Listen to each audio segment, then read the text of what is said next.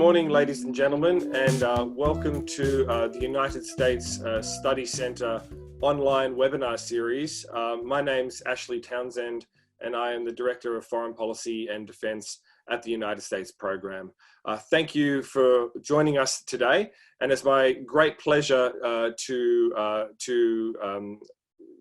be with you all for the launch of my colleague Brendan Thomas Noon's latest report, Tech Wars, US-China Technology Competition and What It Means for Australia. I think everyone is able to see me now. Please let us know in the public chat if there's any issues with the visuals, but we're going to get underway. Before I introduce the panelists, I would just like to acknowledge the traditional owners of Australia. The University of Sydney and the United States Study Centre stands on the land of the Gadigal people of the Eora Nation, and I pay my respects to their elders, past, present and emerging. I further acknowledge the traditional owners of the country on which you are on and pay the respects to the elders of that country, past, present and future. Ladies and gentlemen, the topic of US-China technology competition and more broadly US-China strategic competition couldn't be more pressing and more front and center of all of our thinking right now. Since the Trump administration took the White House back in 2016, we've seen a number of new government initiatives, both driven by the White House, but also driven by Congress with regards to strengthening the United States technology and innovation edge, and also with regards to protecting American domestic R&D and technology vis-a-vis China. The framework of all of this has been, and it's a trite term, but a new Cold War that's emerging between the US and China, which is a phrase I think has some problems we'll get to in the discussion, which gets at the heart of the fact that something different is happening between the US and China now. Both countries appear locked in a form of escalating rivalry, and technology, although it's often has previously been considered peripheral to this competition, now finds itself really at the heart of US-China rivalry, and therefore of the sorts of strategic policy issues that countries like Australia need to consider. I think a lot of the frame for US-China technology competition in this country has been around the issue of decoupling and the issues of our reliance on China as a trading partner and our reliance on global supply chains and the vulnerabilities that that brings. Of course, the onset of COVID-19 has really sharpened that issue in the minds of many Australians and many around the world, as we are facing the biggest shock to our global supply chains than any of us have experienced since the Second World War. But Brendan, in his report today, gets at a different issue, which is much more strategic and much more connected to the heart, really, of both of our countries, Australia and the United States, capacity to generate cutting-edge technology, innovation, and strong research and industrial bases that can precipitate that into the future. That is not so much an issue of decoupling supply chains vis-a-vis China, but untangling the global networks of universities, research center, technology centers, and industrial generation of technology and research and development, which is a part of the global system. In fact, there's a line in Brendan's report that says fundamentally US-China technology wars will question essentially the way the globalization unfolds into the future and the way, therefore, that the US-Australia alliance can respond.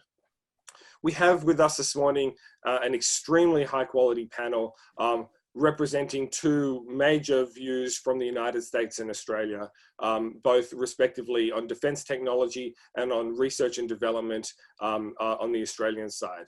I'm very pleased to be joined again with you, Bill. Bill Greenwald is Senior Fellow at the Atlantic Council within the Brent Stokroff Center at the International Security Program there, where he focuses on barriers to international and industrial cooperation. But Bill also served in senior positions at the Pentagon and in Congress, as well as in the defense industry, most recently as Deputy Undersecretary of Defense for Industrial Policy. Here, or there rather, in Canberra, Leslie, we have you, and I'm very pleased to have you again at one of our US Study Centre events. Professor Leslie Seebeek is Professor of Practice in Cybersecurity, as well as CEO of the Cyber Institute at the Australian National University. She started out as the CEO of the Institute in 2018, and before that she was Chief Investment and Advisory Officer at the Digital Transformation Agency in Canberra, arriving there from the Bureau of Meteorology, where she served as Chief Information Officer from mid-2014 to mid-2017. And last but absolutely by no means least is my esteemed colleague, Brendan Thomas Noon. Brendan is a research fellow at the Foreign Policy and Defense Program at the US Studies Center, and more importantly, has really headed up the center's work on national security and technology issues for the past few years, in particular focusing on the US National Technology and Innovation Base, the US's third offset strategy and what that means for allies, and now today, his latest report, Tech Wars, US-China technology competition and what it means for Australia. Bill, Leslie, Brendan, thank you so much for being with us today. And for everyone out there, the way that we're going to proceed now is for me to have a bit of a discussion with Brendan, which will allow him to lay out the main judgments and takeaways of his new report. I know you've all got a copy of it. It's available at the hyperlink to this event's invitation. After that, we're going to bring Bill and Leslie into the conversation, but I want to turn over to all of you a little bit after 10:30, 10:35, in order to have time for questions and feedback from the audience. We've already received a number from those of you who submitted them in advance, but please, if you have a question, feel free to send it through to the chat, and our events team will triage those and we'll circulate them to the panelists. So Brendan, without any further ado, you argue in this report that technology is the defining element in the new US-China strategic competition, and that this will take the form of a slow disentangling of technological integration between the US and China in coming years. Can you tell us a little bit more about why you see technology as being the heart of all of this? Yeah, thank you, Ash, and thanks, Bill and Leslie, for joining us this morning, helping launch the report. I really appreciate it. Yeah, so I think that technology has become the defining element of US-China competition because I think to certain degrees, both countries have come to internalize and recognize the long-term linkages and consequences between scientific progress, technological adaptation, and in the US government words, national power and prosperity. Now that's a big, bold claim, and I think it, you talk to certain policymakers or politicians, especially in the US, they would have different views on that. But I think that there's this kind of broad shift to recognizing that some of the new technologies that are in the near term going to come upon us, everything from machine learning to new sensory technologies, new levels of connectivity, will both drive the next phase of economic growth. They will have governance implications, and they will also have obviously military implications as well. And I think this kind of realization has really permeated probably both governments, obviously in different ways.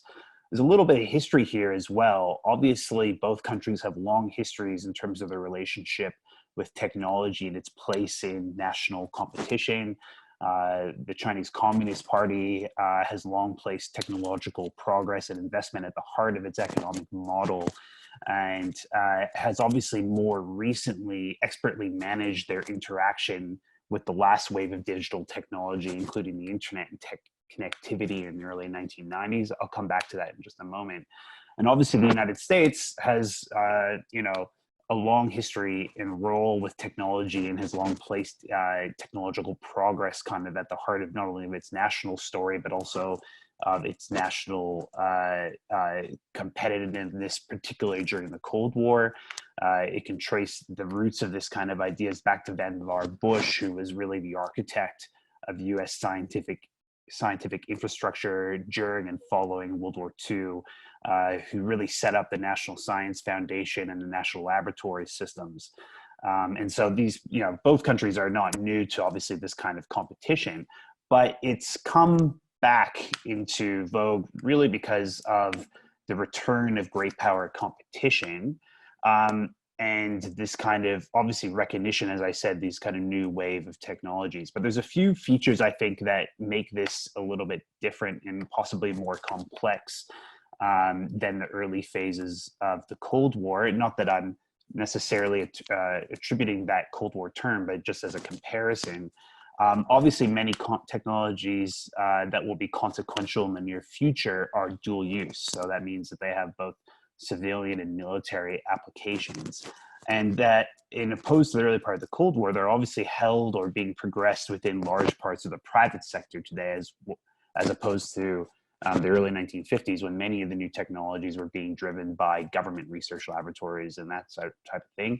But I think that being said, governments still play an important role, and we can come back to that a little bit later.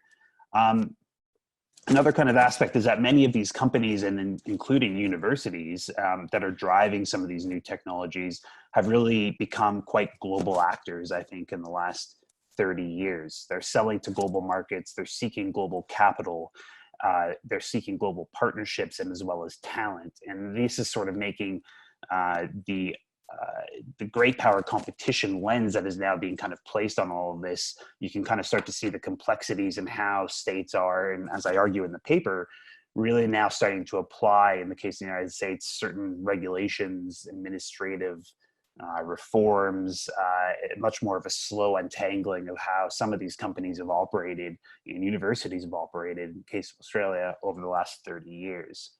One last point here is, I think that to a certain degree, the United States is now catching up to where China has been for the last 30 years.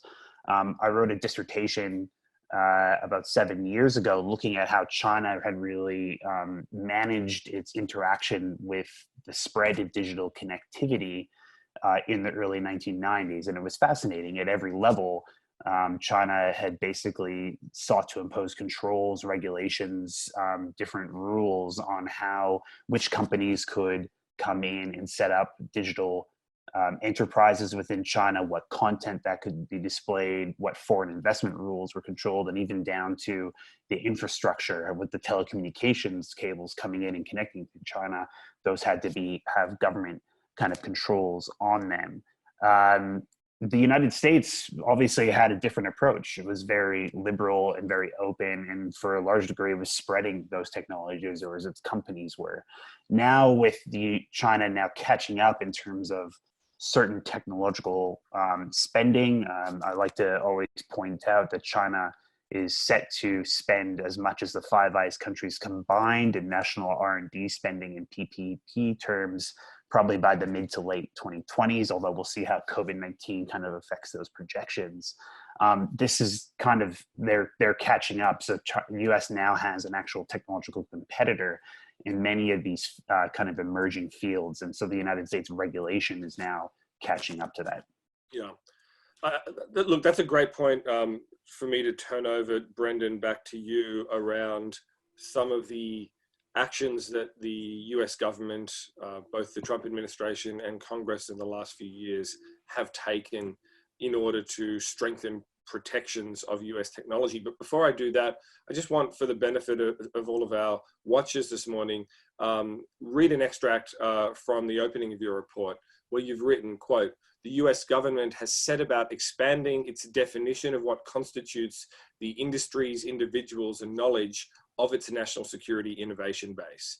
This enlarged understanding and the beginnings of a whole of government approach through various reforms and initiatives to protect this industrial base will transform the terms of globalization, international supply chains, and even the US-Australia alliance. The likely result will be a further step in the transformation of the alliance from a purely geopolitical arrangement into a geoeconomic one as well." Brendan, there's a lot in that statement, and I think it captures both what the US has done that is forward-leaning with regards to protection, as well as the impact that that is going to have specifically on Australia. Could you walk us through some of those protection reforms? Yeah, absolutely. So there's been a number of reforms, and as you said, Ash, really, the core tenet of my argument is more or less that the national security strategy that was issued by the Trump administration in 2017, elements of the US government, including Congress and the executive branch, have executed on a lot of the things that have been said in the national security strategy. And it was funny at the time, there was a lot of skepticism because obviously President Trump came out and gave a speech that was completely opposite of what, or not opposite, but did not really touch on a lot of the things that the national security strategy said, kind of casting doubt on whether this document would really matter. But I think that the report, I've kind of tried to argue that actually the president matters a lot in certain circumstances, but obviously there's a lot of things that can happen and be pushed by Congress as well as other parts of the executive branch. So the key thing I think that happened in the NSS in terms of what we're talking about here is that they redefined or expanded the definition of what constituted the United States defense industrial base to what they call the national security innovation base, really bringing in academia, the national laboratories, startups in Silicon Valley, redefining that all of those actors and the people in them now were critical to the inputs to US national security and the technology that then makes that up. And then there's been a series of reforms kind of pushed both by Congress, but some also by different parts of the executive branch since then. The first was that Congress reformed CFIUS, which is the Committee on Foreign Investment in the United States. That is similar to Australia's Foreign Investment Review Board. And some of the reforms there were essentially gave CFIUS more power, more money, and also allowed them now purview over non-controlling investments in basically startups within the United States. And as I said at the beginning, that a lot of these dual use technologies are being pioneered and are at the cutting edge in the private sector, a lot of them also in startups in the United States. And there was a very influential report from the Defense Innovation Unit, which is a Pentagon office in Silicon Valley, that basically detailed how foreign investment was being weaponized in a way or selectively used to invest in a lot of these key technologies and startups, not only controlling that stake, but also locking them out effectively of the Pentagon's acquisition apparatus. So that was a major reform. There's also been export control reform pushed by Congress called the Export Control Reform Act that was in the 2018 National Defense Authorization Act. We can come back to that a little bit later because I think there's a lot there, but essentially that bill really charged the Commerce Department to broadly reform U.S. export controls that were in the dual use fields and created two lists of new technologies that were to be controlled. One, foundational technologies, another one, what's called emerging technologies. A few of the other kind of initiatives as well, and I think this is what kind of drives it more to a whole of government response, although I think that that is a tricky term. I think it's probably patchwork still, but it's definitely becoming more of a whole of government response, is the Justice Department's, what they've called the China Initiative. This started under U.S. Attorney General Jeff Sessions back in 2018, but essentially it was a whole initiative within DOJ that was going to clamp down on Chinese IP theft, as well as enforce existing laws and regulations around transparency about where scientists in the United States were getting their funding. There's been some pretty well-known cases, some of them I detail in the report, around Harvard professors, Charles Lieber, who was head of Harvard's chemistry department, also being involved in the China's 1,000 Talents program. This is a pretty major initiative. It involved DOJ hosting a conference at CSIS for one day that was very well publicized, where they Attorney General Barr and Christopher Wray, the head of the FBI, as well as other prosecutors, laid out that they were trying to prosecute cases in every state. There was 1,000 ongoing investigations by the FBI, and that they have basically doubled, I think, to the year today, the number of prosecutions they've leveled in terms of criminal prosecutions in this field. So it's a pretty major initiative. Lastly, I'll just go into immigration measures. Obviously, the news in the last couple of weeks is that the United States has officially banned PLA associated STEM students from studying in the United States. that estimated about 3,000 students in the United States will probably have to leave their courses in education and their postgraduate work because they have some sort of association with the PLA. But this really goes back to the beginning of the Trump administration in 2017, gradually making it more difficult in certain areas for Chinese students, but also foreign students in general to study STEM in the United States. And there's a vast array of kind of much more bureaucratic and administrative measures that the United States State Department and other services were exerting on these basically student visas. And there's a few others that I missed. The National Science Foundation, for example, has issued new regulation around what money and what transparency you have to provide if you're taking money from NSF grants.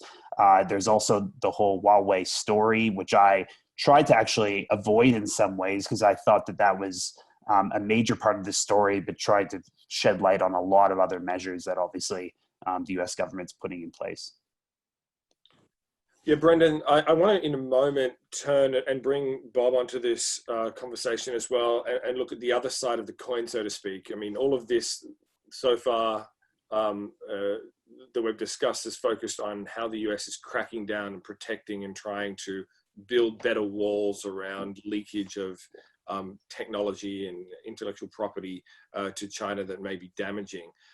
Before I turn over to the promotion side or to look at what countries, what the US is doing or should be doing and how Australia should be working with it to also promote and advance its own technology, I just want to ask you about the effectiveness of these protection measures, particularly things like the new restrictions on Chinese nationals, or at least PLA-affiliated Chinese nationals in the United States, but also I think, and where there's a point of difference with Australia in terms of the prosecutions around US-based academics and technology personnel that are breaking the increasingly strong regulations. Are these designed to serve as warnings? I mean, obviously there should be a deterrent effect. There's an element of punishment there, but are they working? Is this a good approach, or is it not getting at the heart of the problem? The immigration one definitely isn't. I think on the face of it, I would argue that having PLA affiliated researchers in the United States working on high technology and STEM subjects, is probably not in the U.S. national interest, and nor is it probably in Australia's. However, it's also using a hammer to what should probably be a much more targeted reform, where they are banning or making it more difficult for a whole range of foreign students, Chinese, Indian, wherever, to study these subjects in the US. And I think that is quite harmful to US competitiveness in the future. The data sort of shows, and I detail in the report, that many of these students want to stay and work and study further in the United States or elsewhere. They do not necessarily want to go back to China. They want to, contribute, and they probably eventually want paths to citizenship in some reform. So, and there's plenty of work, by the way, as well. The canceling of the H-1B visa, which was being used to fill niche technology skills gaps in the United States that the Trump administration is now rumoring to halt. Just, I think, this morning or yesterday, there was news around that. Is that there's not necessarily a ton of American domestic students to fill these gaps in, that there was a lot of people coming in there to work on these skills. So I think there's some of the other reforms I detailed, I think were probably overdue and good. CFIUS looking on that, Brendan, another one I wanted to just ask you about specifically is the strengthening of export control regulations. I mean, obviously ITAR and export controls have always been issues, particularly for Australian defence industry, trying to collaborate with the United States, US defence firms and US Department of Defence on projects, which is something that Bill in his time in the Department of Defence sort of worked to create a legislative framework to bring allies further into the tent, so to speak. But the tightening of regulations, both now and in the future with regards to export controls around a greater number of areas, including basic and foundational research, Brendan, as you say, might be on the cards.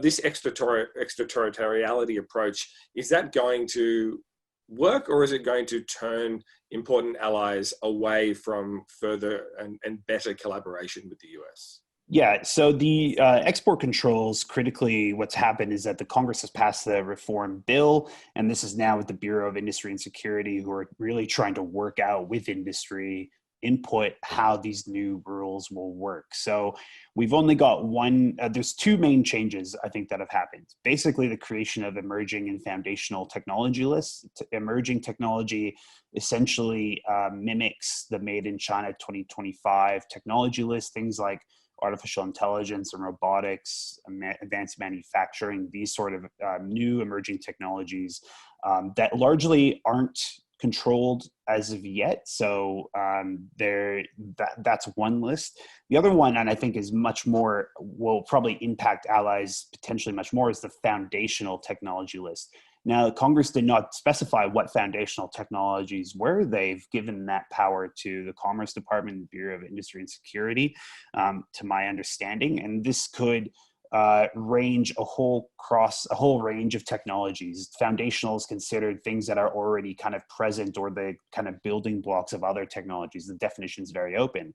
You could see dual use controls put on semiconductors, for instance, which are part of all kind of computing systems, but it also could be the founding blocks of CRISPR, which is a gene editing kind of technology, and that will be used in combination with other things to build new medical kind of services and technologies. So the expansion potentially to a lot of these other foundational technologies, which could encompass kind of basic research, I think could have the unintended consequence of flowing onto allies that are quite closely linked with the United States' scientific infrastructure, like Australia.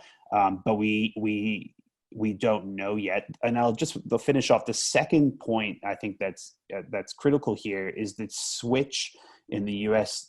Export control regime from specifications to end use. So basically, right now, if I was to sell you a 5 nanometer chip, but that would be okay, but I can't sell you a 3 nanometer one, for instance. And that's very black and white. Those are kind of the way export control rules have usually been written. I know what I can export to you and I know what I can't. Changing it to end use is much more broad and will probably introduce a lot more risk into the system, right? So the one rule, they've issued one rule so far in this regard, which was on machine learning algorithms that can be used to analyze satellite imagery. And obviously there's a concern, this is a dual use technology, you can use for targeting and that sort of thing, but it can also be used for traffic conditions and, all sorts of other things. The rule they issued had 4 points. 3 of them were basic machine learning kind of conditions that would be applicable to many different types of machine learning algorithms. Only the 4th one was specific to satellite imagery. So basically the point being is that if you're trying to export that technology, you might be very unsure in terms of the end user, where that's going and hence where they might sell it on to, rather than kind of having a much more black and white version of knowing where the specification kind of lies. So, yeah, Bill, I'm going to turn over to you here because one of the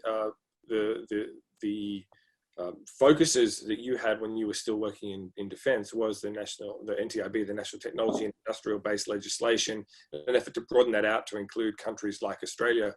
That was about bringing allies into the tent. It was also about ensuring a US competitive technological advantage within the alliance going forward vis-a-vis China. I'm curious to get your thoughts on whether you think some of the measures of technological protection, that Brendan has just described, are inhibiting that process or could be done differently in order to provide a better collective benefit for all of the Five Eyes countries. No, happy to take a look at that. Essentially, Congress has a hard time differentiating. And because of that, there are a lot of real potential problems with export control reform or CFIUS reform. I mean, Congress wanted to differentiate and target China, but it didn't. It for whatever reasons, it wrote the language in a broader way, and that has a real potential of tripping up our allies. So concepts like the NTIB were designed to try to get out in front of that and create kind of a collective, trusted community or a bubble in which, you know, our industries could cooperate. And so how that fleshes out in the future is going to be hugely important, because it's very possible that these type of extraterritorial export controls, however they're implemented, could make it harder for us to cooperate unless there's some type of an exemption put in it up front. Assuming that problem can be addressed by a future administration and future Congresses that effectively provide more political support for the breaking down of some of those barriers with trusted allies like Australia. I want to ask you about the actual efforts that we haven't heard so far about today, which is to foster technological edge and to strengthen the US's own domestic R&D base. There's a line in Brendan's report that says no major government initiatives in the United States have materialized since the previous administration's 2014 third offset strategy in order to double down on new strategic investments in R&D. Do you share that view? And is there more that can and needs to be done on the domestic side in the US? I share the view that the United States, since the end of the Cold War, has pretty much unilaterally disarmed and has carried through innovation at a very incremental, slow pace. And there were a lot of great ideas that were starting to germinate in the third offset strategy. I think what you're starting to see buried in a slight increase in S&T spending is the beginning of more prototypes being produced to test and validate some of these concepts. But absolutely correct, there has not been a shift into acquiring new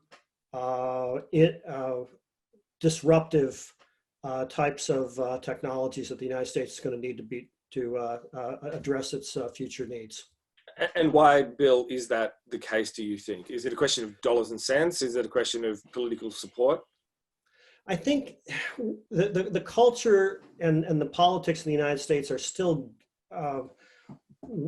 trying to get its arms around the change in this whole great power competition idea. And we have a system designed that's slow, methodical, bureaucratic, takes 15 to 20 years to deliver weapon systems capability in an exquisite manner. And what's really needed now is quick prototyping, 5-year delivery type of programs that we had in the early Cold War, which requires an entirely different mindset and a different set of rules and a different set of ways of operating. And so the US military, the Congress, the process is still gearing up to really address and deliver the types of capabilities that are needed. And I think we're probably 5 years away from it. Bill, that's a chilling observation and a perfect segue to turn over to you, Leslie, because I know one of your, well, maybe two of your pet peeves are, one, always talking about the future as opposed to what we can do now, and two, is not thinking big enough and investing big enough in our own R&D infrastructure capacities here in Australia. Do you share Bill's concerns, and do they apply to the Australian case? Yes, I think I've been known to say before that we thought we'd won the Cold War as well. A very similar sort of situation where we thought we won. We can all sit back and relax. We can engage in what Tim Snyder refers to as the politics of inevitability. She'll be right, mate. We don't have to worry about that. And what that's done is, again, combine that with the efficiency paradigm that is government, issues around government investment, how they manage some of these innovation systems and so on, and the general outsourcing of capability from government. And we've ended up in a system that is very fragile, rather weak. We're not really willing to accept risks. We're not really willing to accept what Sally Ann Williams from Cicada refers to as that patient capital. These things do take time, but there is that sort of drive for the immediate all the time. And we're very good at just going for single point solutions. So we need to actually build that capability up around strategy and statecraft again.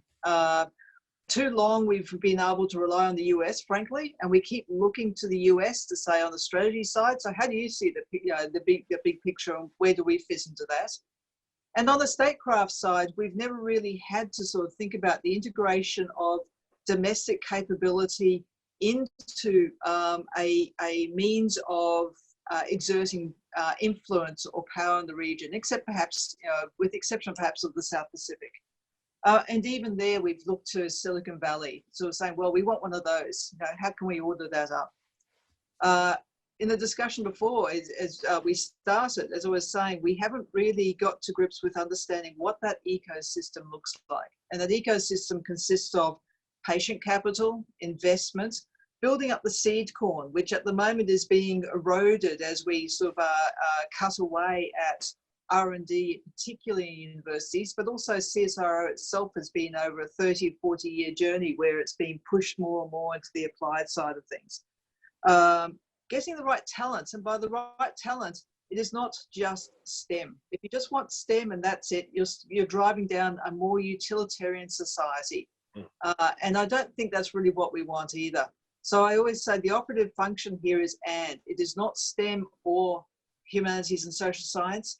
It is STEM and humanities and social sciences. And one of the things I keep telling people in government too, you think you want STEM because it will give you machine learning or sensors or those sort of things. Those are important. But where the applications are and what is often driving the development of these can be found in the creative industries. For example, you take NVIDIA. It started off by building chips for games. And now it drives the biggest use of machine learning in the world. So, there's this idea of this, the conceptual models we're using are wrong and out of date. We need to think about the adjacent possible. We need to think about ecosystems. The last thing I'll say too is that you can't really blame researchers in universities who are passionate about what they're doing for following the money. And at the moment, if the money, frankly, is in China, then that's where they will tend to go, because it is certainly not coming from our own system. I've been arguing that we should build that Five Eyes bubble, if you like, capability, but that requires two-way things. It requires a government and a society that's willing to put, entrenched interests and willing to put those self-interests to one side. And this is where I think the sovereignty argument is both important, but also quite dangerous, because the sovereignty argument says that, well, we need to have people build stuff here to the exclusion of some of our friends and allies, which we share both strategic interests and value sets. And that's something we need to actually build a more mature discussion on as well.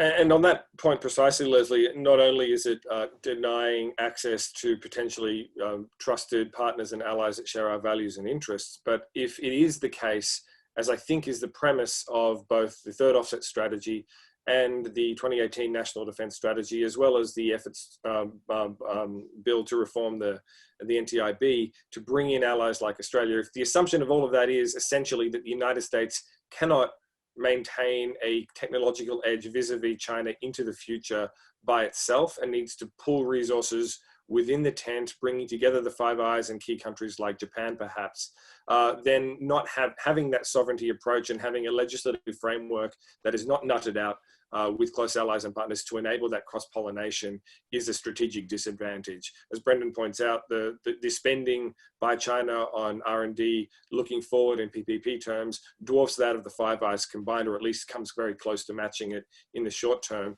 That is the problem we're trying to solve. Can I ask all of you, if we are thinking about, and we put aside political and industrial policy and legislative constraints for the moment, and if we are thinking about Australia and the United States and the Five Eyes more broadly as a unit that is trying to strengthen its technological advantage vis-a-vis China in strategic areas, should we be doing this in ways that play to competitive advantages? For example, Australia in quantum or hypersonics. Should we be doing this in ways that foster ecosystems that are more multi-dimensional or plural in each country? Is there lessons to be learned from your research into these things, Leslie? I would say that, I mean, we're a small country. We're also prone to, or comparable, I mean, I rage against people who say we're a small country.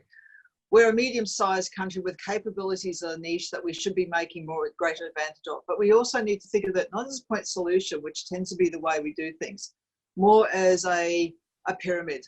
This is where we're actually trying to get that niche. But below here, we're building up a range of capability in in everything, the STEM subjects, the math subjects, and so particularly maths. Maths is one of my bugbears as well. We need to teach that better. But about the narrative, what is this for? How can we build the people who are going to manage this and see this for market? I'm also a great fan of learning by doing.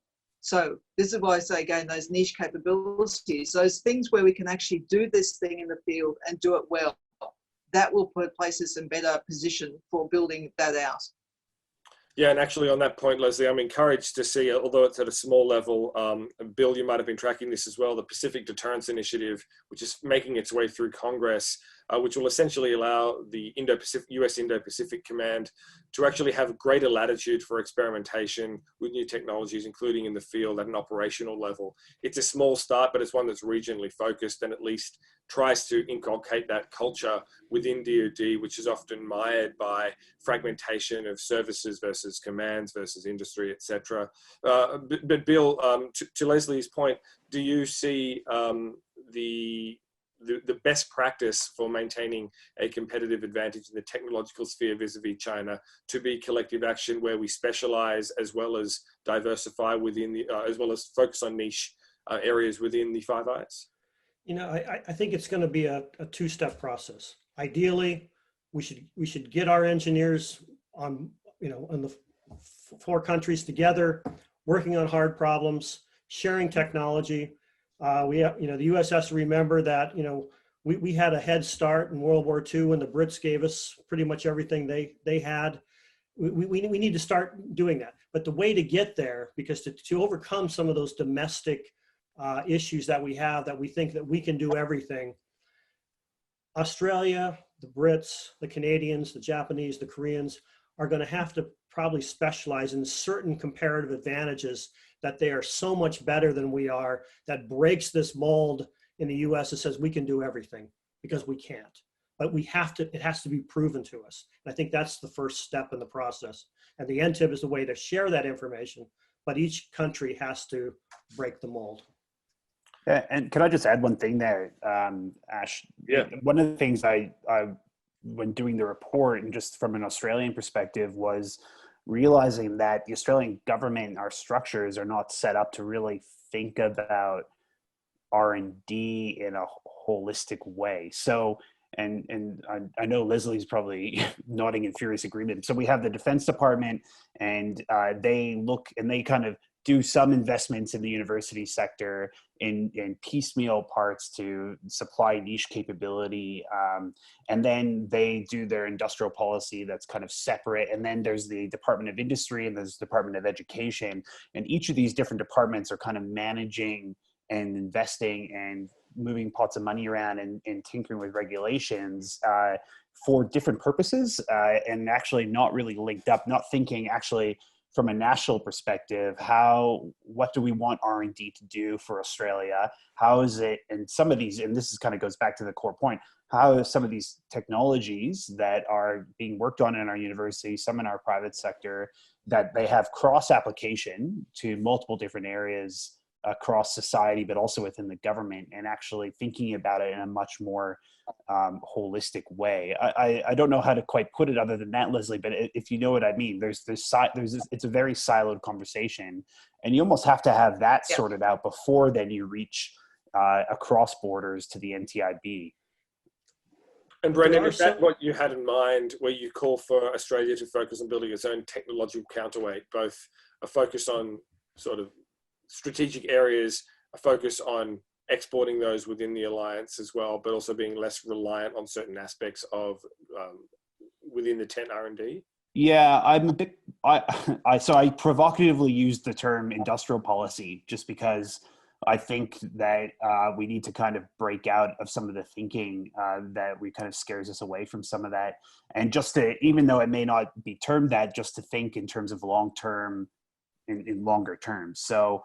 I purposely use the idea of South Korea, which has had effectively a science and technology industrial policy since the late 1990s, with stunning success, quite frankly, with significant.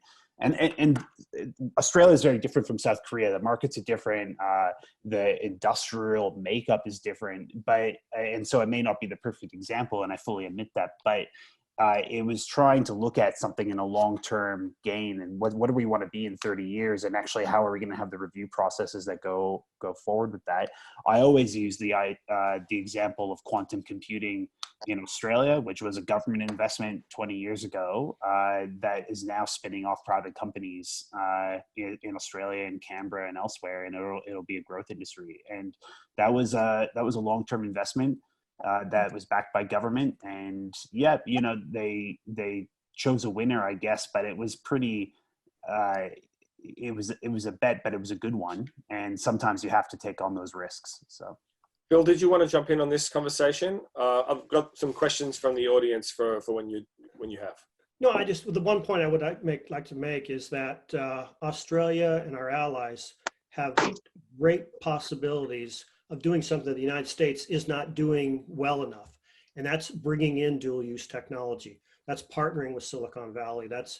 So all of these type of things, I think that so it doesn't necessarily have to be a market niche in the sense that, you're going to build a missile, but bringing in a different type of industrial base and solving national security problems, I think is something that all of our allies can do and probably do better than we can.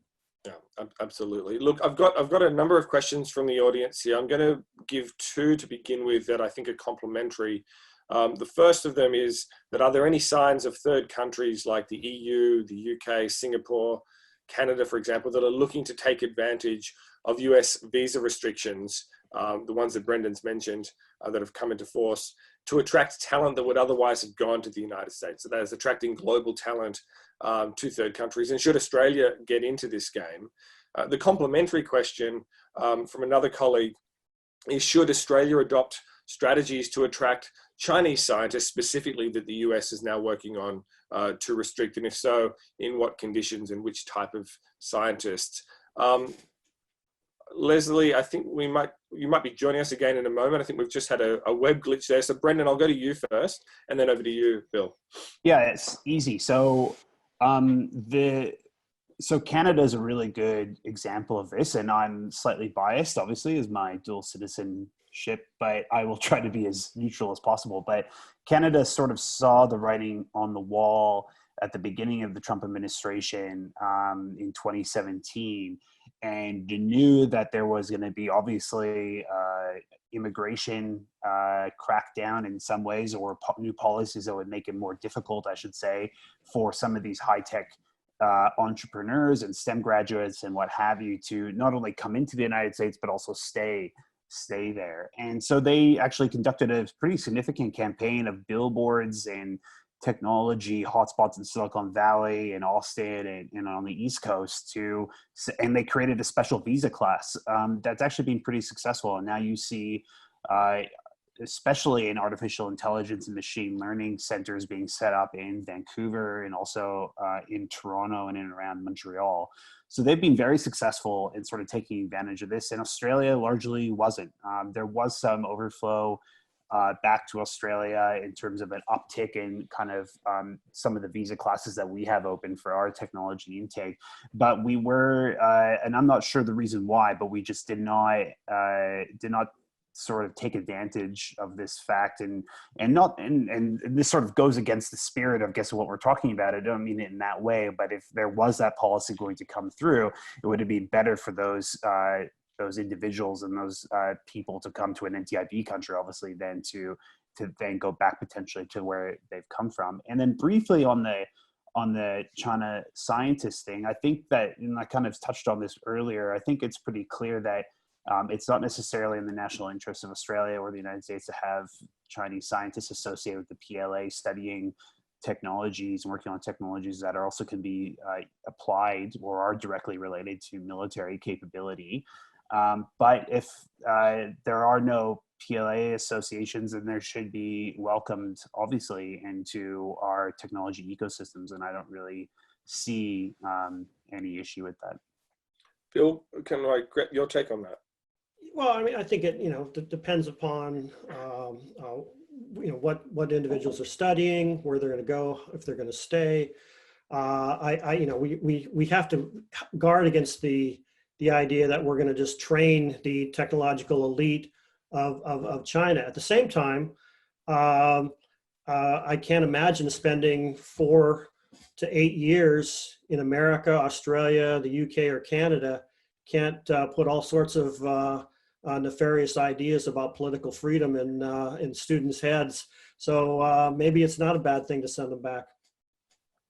Yeah, and look, rather than asking you, Bill, to comment on whether Australia should be in the game of poaching US heading talent in the wake of new visa restrictions, I might ask you instead a question from another one of our colleagues, Lincoln Parker at the Defence Innovation Network, which and his work is really focused at the University of Sydney and trying to find ways for Australian innovators to get around ITAR restrictions rather, and get access to US and as well as other Australian defence contracts. How should we as Australians, or us as an alliance, approach the issue of the creep in ITARs and other restrictions with regards to defence technology collaboration? And do you have any good ideas for how to push that needle? I would look at some of the best practices that have occurred through other countries and firms who have achieved successful integration of their technology in the United States. And there have been a number of Norwegian firms who've done this and a few British firms, and have been able to protect their intellectual property even through cooperation with the United States. You have to do that until we have these discussions on how to reduce the ITAR taint and the extraterritorial application of just having our engineers and your engineers at a private sector level sit down and discuss these national security issues. So barring that, your companies have to be very careful on how they do that if they want to sell their product and technology abroad somewhere else. If they don't, ITARs can work just fine. And look, on that note, I'm going to pivot back to you, Brendan, and then Leslie, I'll bring you into the conversation. Glad that I think you're back with us now. But Brendan, you and I are co-authors in a multi-authored piece we released today ahead of OSMIN 2020, where we make 10 recommendations to government on policy initiatives that should be approached at OSMIN this year in order to strengthen resilience in the Indo-Pacific and within the alliance. One of those recommendations draws on your work and has to do with elevating the level of discussion between Australia and the US on making the NTIB not just a legislative framework, but a reality, escalating that to the cabinet level, working with Congress in order to do that. Can you tease out the argument and why you see that as essential? Yeah, and I should say that Bill is the godfather of this area. So I feel they talk about NTIB issues, but I'll basically give us your Australian ally elevator pitch. Right. Yeah. So one of the problems that I see it as the NTIB is, and especially from the Australian side, is that there's two issues. One is that it's largely it's in part still a political problem in the United States in terms of further reform.